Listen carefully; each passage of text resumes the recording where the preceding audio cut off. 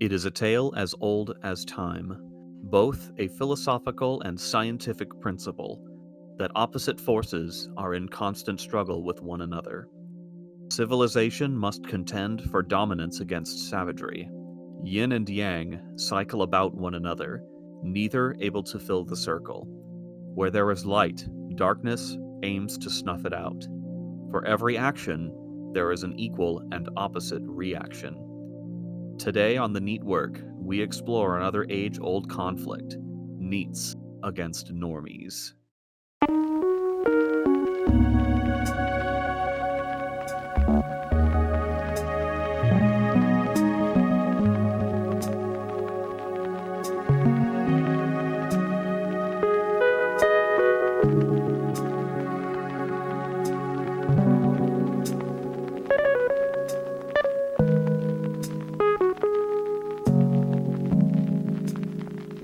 Good evening, everyone, and welcome to the NEETwork, the podcast for all things NEET.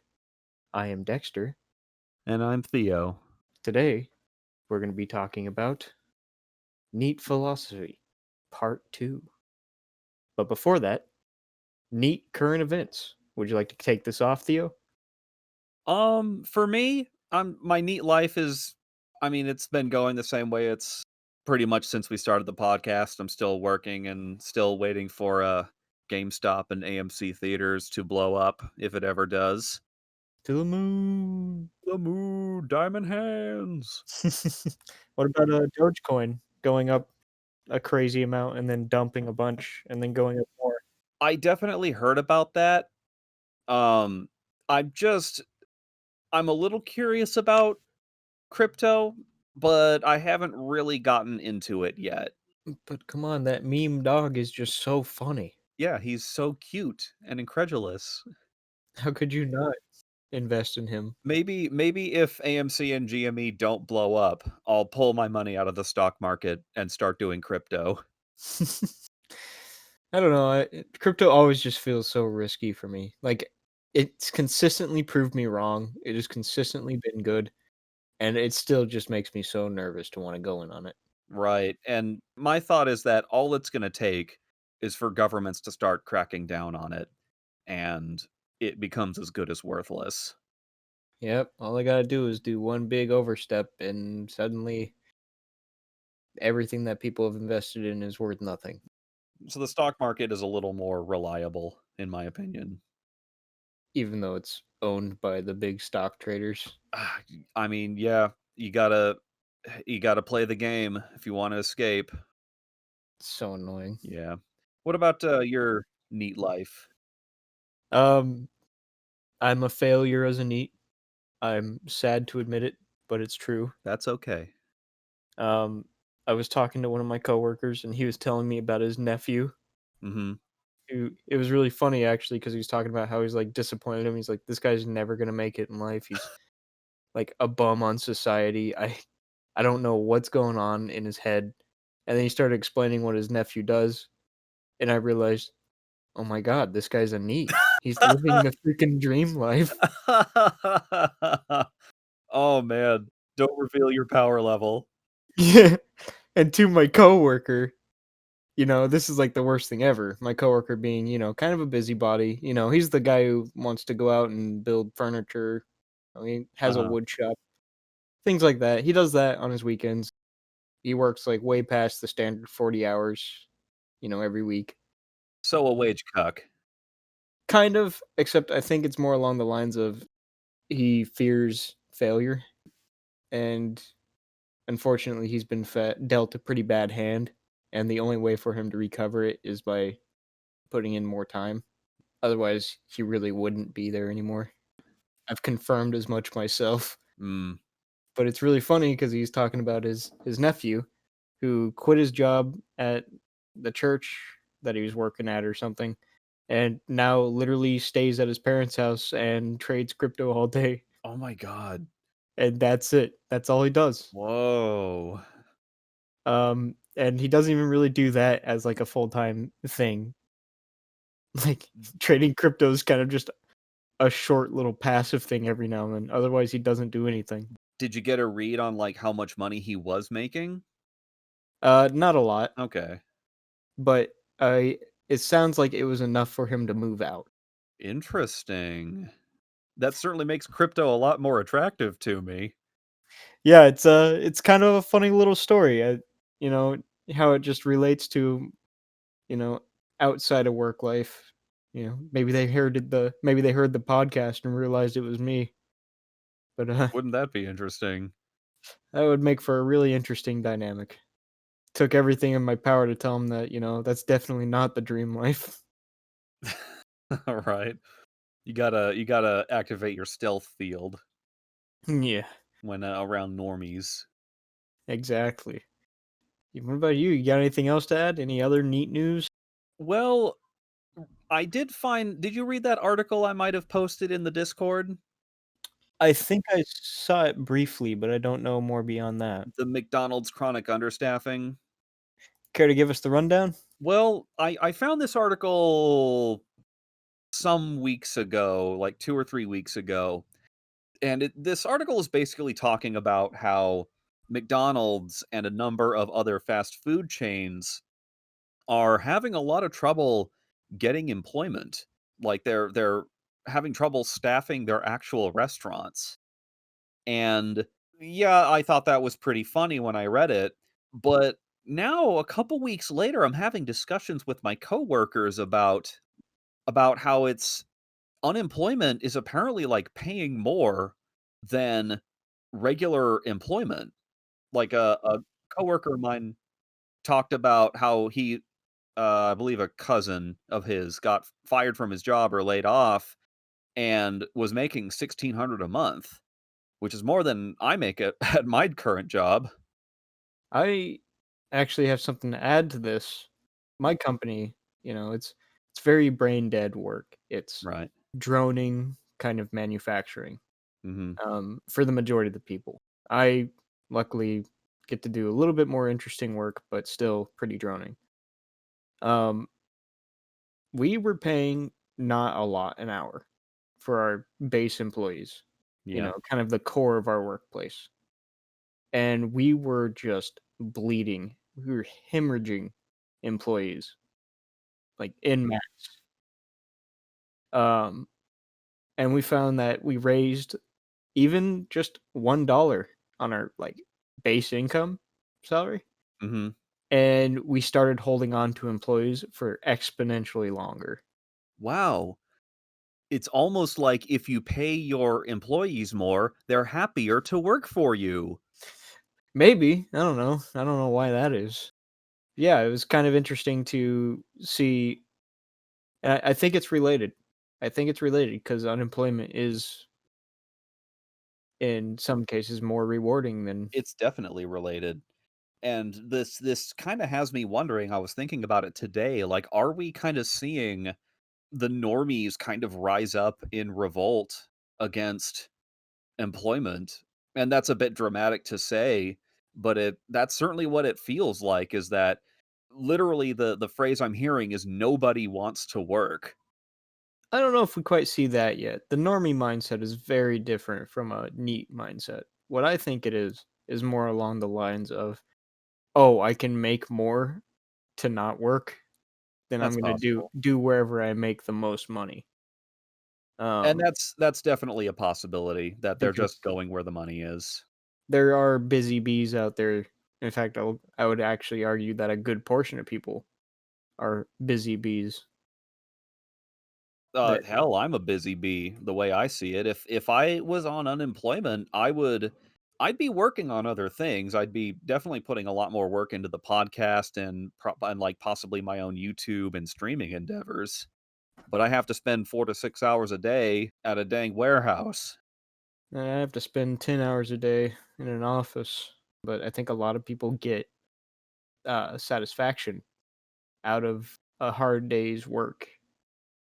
I definitely feel like I do, and you bring up the normie mindset. That's actually the subject of the evening. We're going to be talking about um normies, the Abbott to our Costello, if you will. And it's about why we don't really want to be normies and dispelling common arguments against the normie lifestyle. And I think I might try to flip you on your head a little bit and kind of try to provide a normie view of things, given the fact that I live that normie mindset right now. Or I've certainly lived I mean, I live it right now, the normie life, and I've definitely lived the neat life. I've seen both sides of the coin. So maybe I can understand a little bit of the normie perspective. I guess we should just jump right in. Yeah, I guess the place to start would be what is a normie? And I suppose if you have to ask, you probably are one. Briefly talked about what neets and normies are in our very first episode. And a normie is someone who is, well, normal. It's right there in the name. They they follow the script of society and do what is normally expected of them in whatever society they find themselves in. So a normie can actually change depending on where you are. But the usual script, at least in this era, is something like go to school, get good grades, go to college or trade school, get a quote unquote good job, get married, buy a house, retire at 60. And the NEET rejects at least part of this script. And we realize that unlike most normies, there is no one size fits all approach to life. Um, Something I've been thinking about recently is how we're told when we're very young that everyone is a unique and special snowflake, and yet they want to kind of force us all down this same almost like assembly line way of living. This is kind of like my middle schooler perspective of, everyone's unique, just like everyone else. Kind of ironic, almost a juxtaposition. Right. What I've noticed about normies is that a lot of them seem to be older. The boomers, and then whatever generation that was just after the boomers. Was that Gen X? I don't know, maybe. I think that's Gen X because I think it's boomers and then Generation X just hated the boomers. And then we got the millennials and then we got the zoomers. Right. I find that millennials and zoomers are actually quite open to neat philosophies and like alternative ways of living.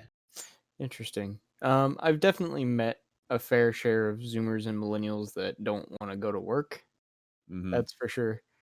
Of course, they don't really want to do anything in their spare time either, other than, you know, less than healthy things. Go ahead and check out our healthy living neat lifestyle video. Right.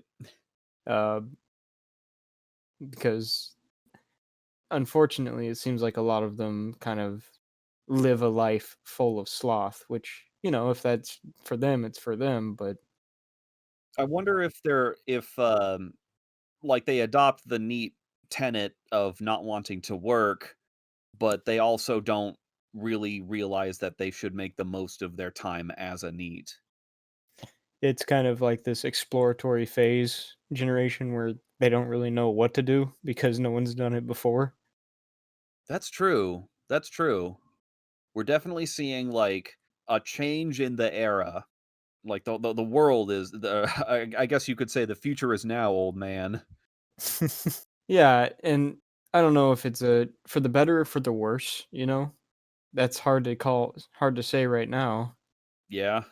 I can walk around my company right now and say, "Yeesh, we're really hurting for, able bodies." Mhm.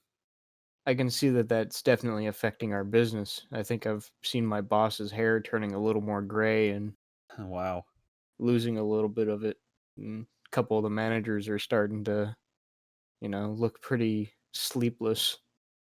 I can go around and see that, not being in that position myself, I certainly don't feel it as much, but Mm, I definitely can understand the impact that that would have on some people.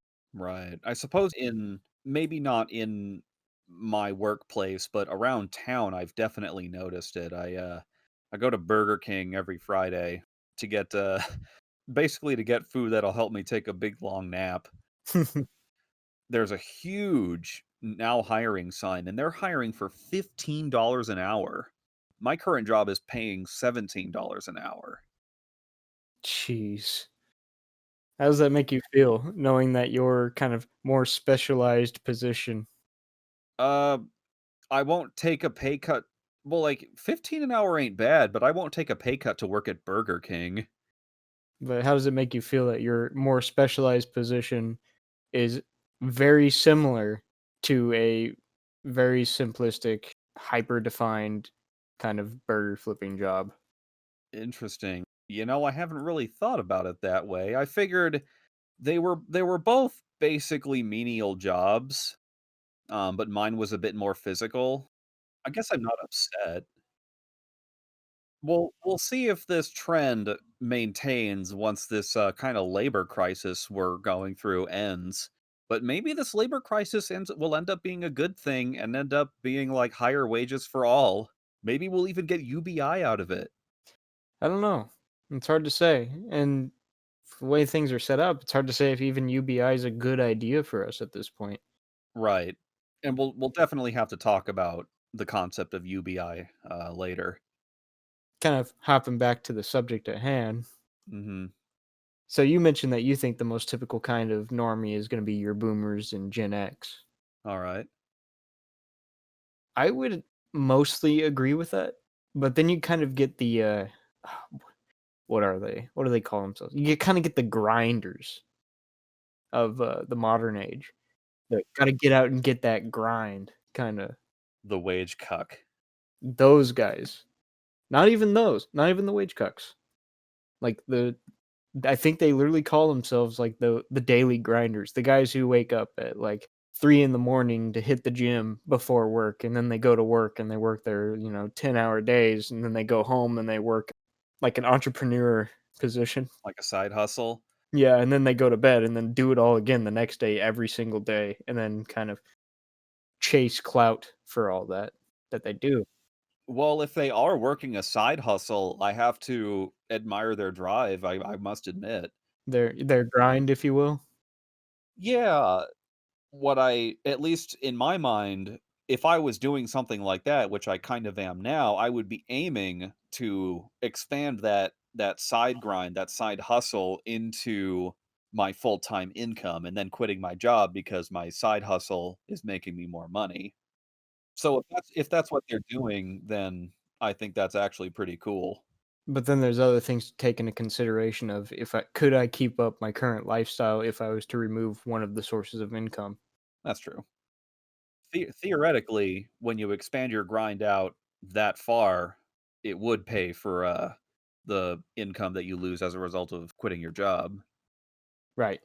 I guess another thing that we need to kind of wonder is I think we should explore why it is that normies dislike needs.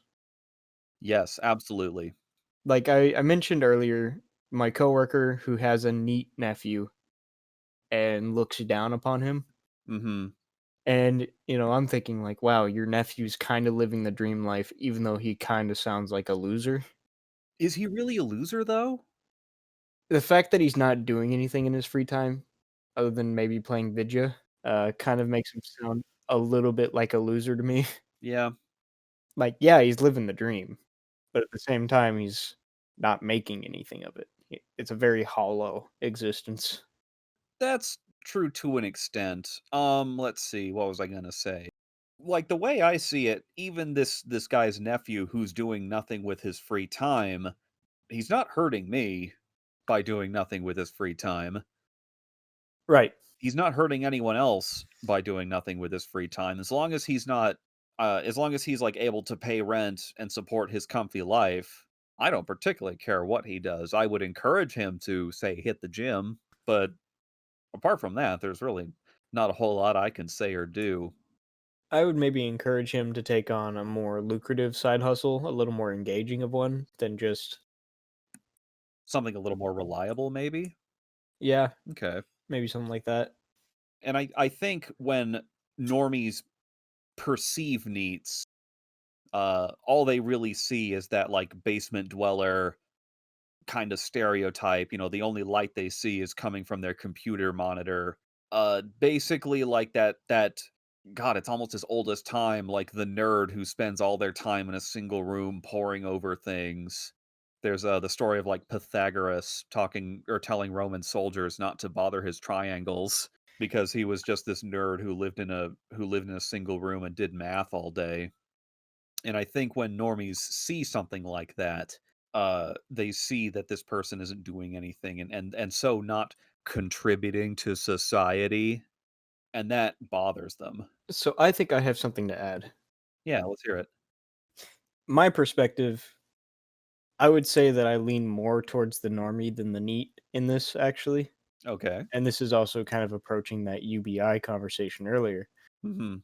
which is when I look at my paychecks, I see that literally 25% of it went to the federal government. Right.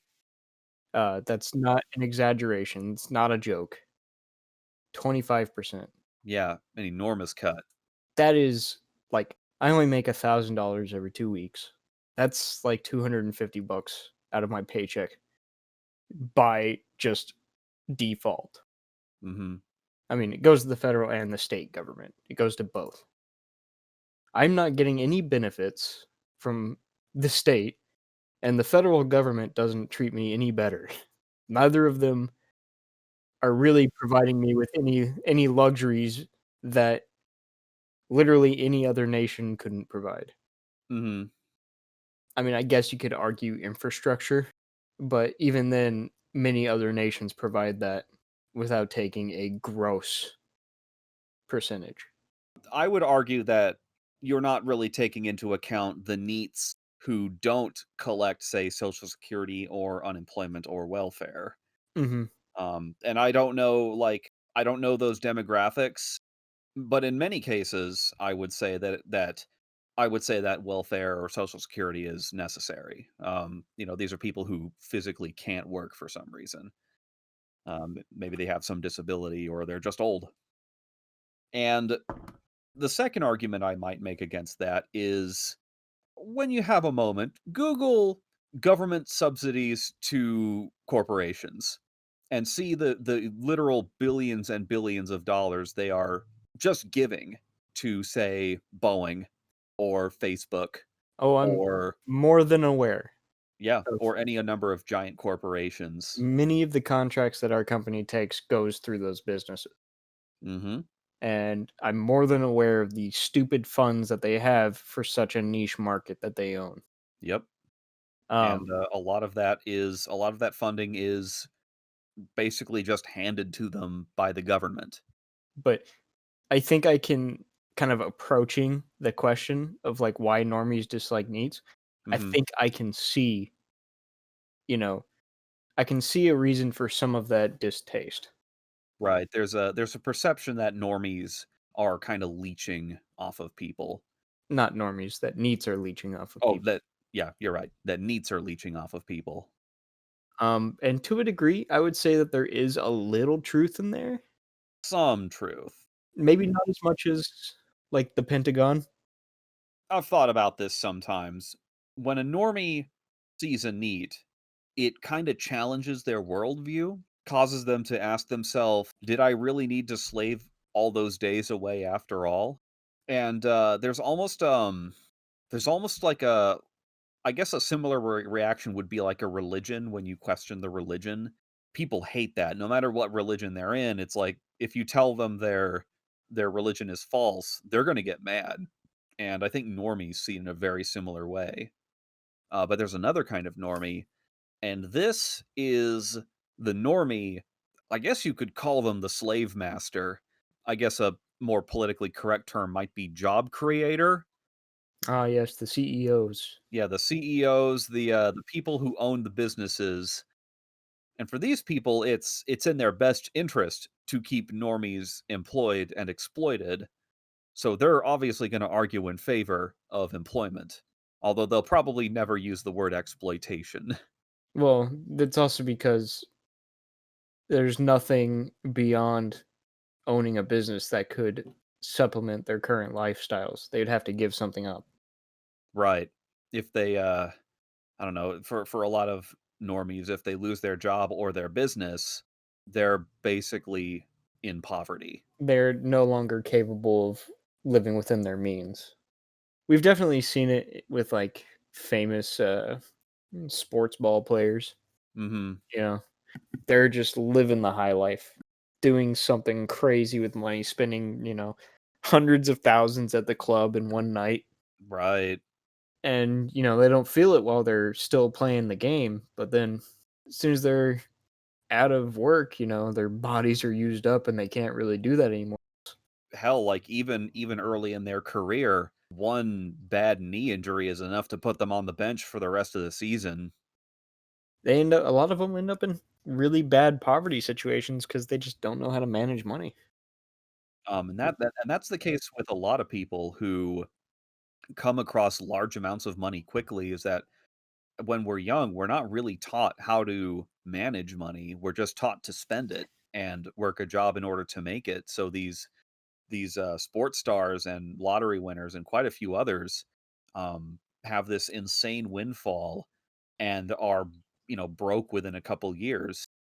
I guess kind of as a counter argument to why we should be a NEET, why should we not be a normie? Kind of flip it on its head. Hmm.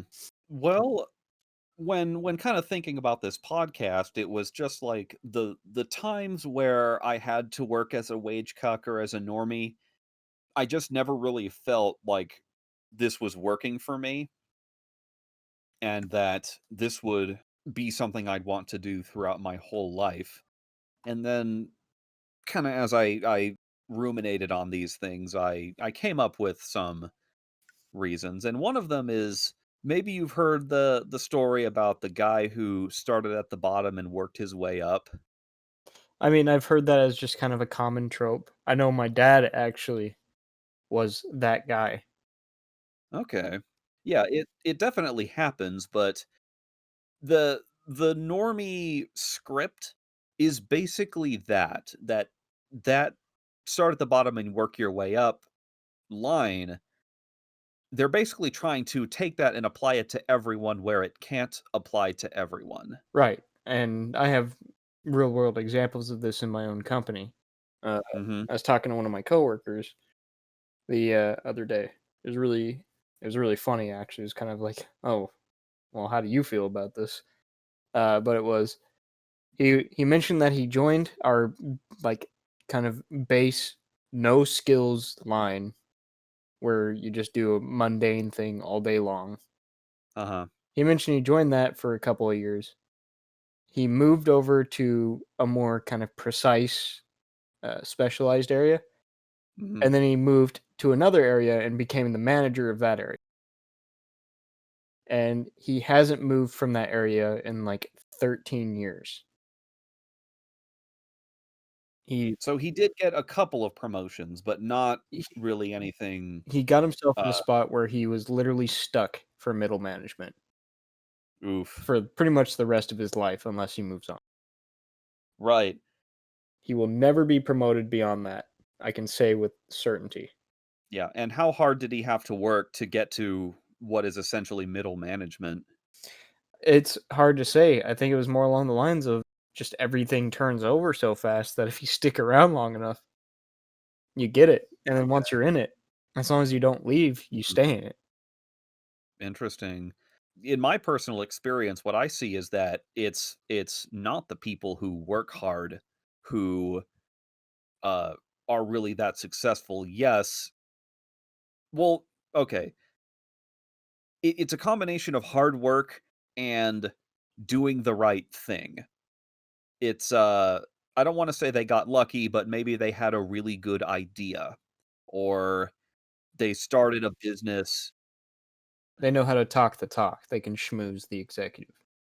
Yeah, they can schmooze, they're in the right place at the right time. I don't wanna say like, "Oh, they just got lucky," because it's probably a lot more than that. Say PayPal, Mhm. right? PayPal was a really good idea, and now Elon Musk has enough money to shoot rockets into space as a hobby. Things like that are what make people successful, not, starting off as a burger flipper and then so many years later, now you're a CEO of McDonald's. Right. Kind of, I mentioned this before that my dad was kind of that dream working up, and it has definitely influenced his philosophy a lot. He seems to think that I can do the same, even though Yeah. I have not been convinced that that's Mm. possible. Would you say your dad's a boomer? Oh, most certainly. He's, in his 60s. And what I will say is that probably for the time of the boomers and probably also for Gen X, that philosophy probably did apply. Yeah, it It most certainly probably did. really was the case that you could start from the bottom and work your way up, but that's not how it is anymore. Yeah, my dad's story, he started out as a temp worker in a warehouse. He worked as a forklift driver, whatever, for one day. They sent him home because, his temp job was done. They called him back the next day, said that they need him to stick around. He stuck around for, like 10 years, 5 years before he hit a middle management position, 10 years before upper management, and then 30 years before retirement. And that was his gig. I can say that he lived a very successful lifestyle, at least as long as I've been alive. Yeah. Yeah, my stepdad actually, now that I think about it, has a pretty similar story, but his story is that he started a business, Right. actually apprenticed under him for a handful of years, and I can say, yeah, he worked his butt off to essentially live actually a pretty damn comfy life nowadays. I think he might work 2 days a week, Yeah. and he'll charge people $200 just to show up at their place and take a look at what's wrong. Right. And he makes probably super good money for it, and He absolutely does. probably influenced what he thinks everyone's capable of doing. Right. But I don't think that's possible anymore. Mhm. And I think there's a lot of things that kind of lead into that. So it turns out that this episode ended up running pretty long. As you might understand, there's a lot to talk about. So this is where we're going to split the episode off into two parts, and part two will premiere next week. Thanks for listening all the way to the end. If you like what you heard, you can help us out by hitting all the doobly-doos that help out the algorithm. I'm sure you heard it 1,000 times before. We're still pretty small, and the best way to help us out is to get the word out there that such a podcast exists. Until then, I'd like to bid you all good night, and we'll see you next week.